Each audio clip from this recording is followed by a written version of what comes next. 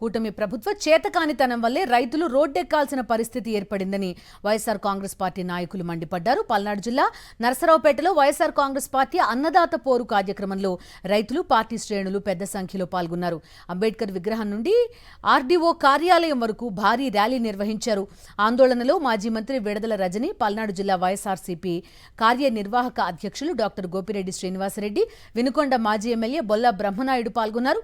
పోలీసుల ఆంక్షల్ని ఏమాత్రం లెక్క చేయకుండా రైతులు, వైఎస్ఆర్సీపీ శ్రేణులు ఆందోళనలో పాల్గొన్నారు. పొగాకు రైతులు ఇదే మన పల్నాడు జిల్లాలో పిడుగురాళ్లలో మొదటిసారి, ఏ రోజు మనం చూడలేం, మొదటిసారి రోడ్డెక్కి ధర్నా చేసినటువంటి పరిస్థితులు ఈ రోజు ఈ పల్నాడు జిల్లాలో మనం చూసాము. అలాగే ఏ రైతుకు చూసుకున్నా, మిర్చి రైతు అయితే ఏడుపు. ఇదే జిల్లాలో రైతుల ఆత్మహత్యలు కూడా జరిగినాయి. ఇప్పటికి కూడా ఈ కూటమి ప్రభుత్వం కానీ, ఇక్కడ ఉన్నటువంటి లోకల్ గా ఉన్నటువంటి ఎమ్మెల్యేలు కానీ ఎవరు కూడా కనీసం స్పందించలేదంటే ఒక్కసారి ఆలోచన చేయండి. ఈ రైతుల పట్ల కూటమి ప్రభుత్వానికి చిత్తశుద్ధి లేదు. రైతులు ఉసురు పోసుకున్న ఏ ప్రభుత్వం కూడా భవిష్యత్తు ఉండదు. ఏ ప్రభుత్వానికి కూడా రైతులు కన్నీళ్లు పెట్టిన ప్రభుత్వాలు పడిపోవటం ఖాయం. దయచేసి రైతులు గోడైనా ఈరోజు ఆలకించండి.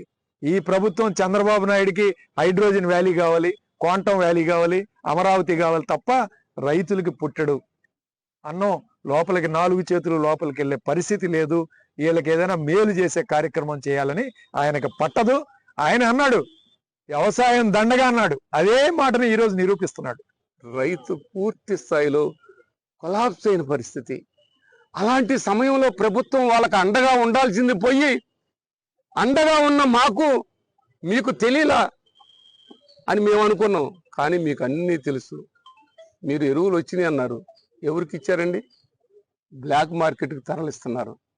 మొన్న మీ ఎస్పీ, ఈ పల్నాడు జిల్లా ఎస్పీ వాళ్ళు లారీలు పట్టుకుంటే అవి కూడా మళ్ళీ ఎటుపోయినాయో తెలియదు. ఆ లారీలు కూడా ఎటుపోయినాయో తెలియదు. బ్లాక్ మార్కెట్కి కావాలని ప్రభుత్వ పెద్దలతో సహా కావాలని వచ్చిన యూరియాని బ్లాక్ మార్కెట్కి తరలించారు.